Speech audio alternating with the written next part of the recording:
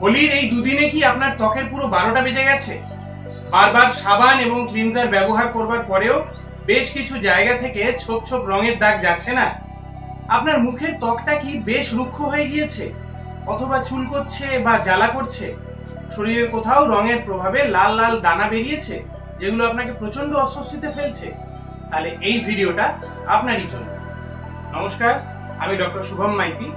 আজ আপনাদের সাথে কথা বলবো হোলিতে ক্ষতিগ্রস্ত ত্বকের বেশ কিছু ঘরোয়া চিকিৎসা পদ্ধতির ব্যাপারে। তার আগে যারা আমার ইউটিউব চ্যানেলে নতুন, তাদেরকে অনুরোধ করব এই চ্যানেলটিকে সাবস্ক্রাইব করে বেল আইকনটি প্রেস করে দেওয়ার জন্য, যাতে এই ধরনের ভিডিওগুলি আমি আপলোড করলেই সর্বপ্রথম আপনার কাছে গিয়ে পৌঁছায়। বিগত দুদিন দোলযাত্রা ও হোলিতে আমরা প্রচুর আনন্দ করেছি, তবে আজ অনেকেই দেখতে পাচ্ছি তার সাইড এফেক্ট।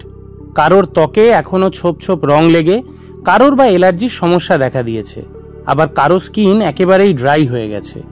প্রাকৃতিক উপাদান থেকে তৈরি হার্বাল আবিরে এইসব হওয়ার ভয় থাকে না ঠিকই, কিন্তু বাজারজাত অধিকাংশ আবিরই এখন বিপজ্জনক।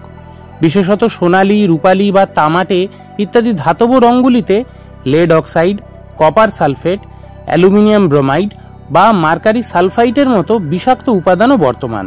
ফলশ্রুতিতে দুর্ভোগ তো হবেই। তবে চিন্তা করবেন না, আয়ুর্বেদের বেশ কিছু ঘরোয়া উপচারেই কিন্তু আপনার সমস্যা মিটে যাবে। সর্বপ্রথম যেই স্থানে এখনো রঙের দাগ রয়েছে সেখানে ভালো করে নারকেল তেল লাগিয়ে মিনিট 20 রেখে দিন। খেয়াল রাখবেন তেলে যেন প্যারাফিন বা প্যারাবেন না থাকে। তারপর 2 চামচ বেসন, 2 চামচ টক দই আর অর্ধেক পাকা কলা ভালো করে মেখে নিয়ে একটা প্যাক বানাবেন এবং সেটি ত্বকে লাগিয়ে 10 মিনিট রেখে ভালো করে স্ক্রাব করে জল দিয়ে ধুয়ে নেবেন। এরপর 1 চামচ অ্যালোভেরার শাঁস, অর্ধেক পাতিলেবু ও 1 চামচ মধু মিশিয়ে একটা ক্রিমের মতন বানিয়ে ভালোভাবে আপনার ত্বকের উপর লাগিয়ে 1 ঘন্টা রেখে উষ্ণ জলে ধুয়ে নিন। এতেই আপনার ত্বক আবার আগের মতোই উজ্জ্বল, স্নিগ্ধ, টান টান ও সমস্যাহীন হয়ে যাবে। তাহলে আর কি, ঘরোয়া উপচারগুলো আজ থেকেই অভ্যাস করা শুরু করে দিন।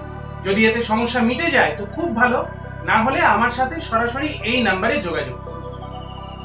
আমার এই ভিডিওটি ভালো লাগলে লাইক করে সাপোর্ট করুন এবং শেয়ার করে প্রচুর মানুষকে দেখার সুযোগ করে দিন। আর যদি কোনো প্রশ্ন থাকে বা পরবর্তী ভিডিও ঠিক কোন বিষয়ের উপরে চান তা জানাতে সরাসরি কমেন্ট করুন।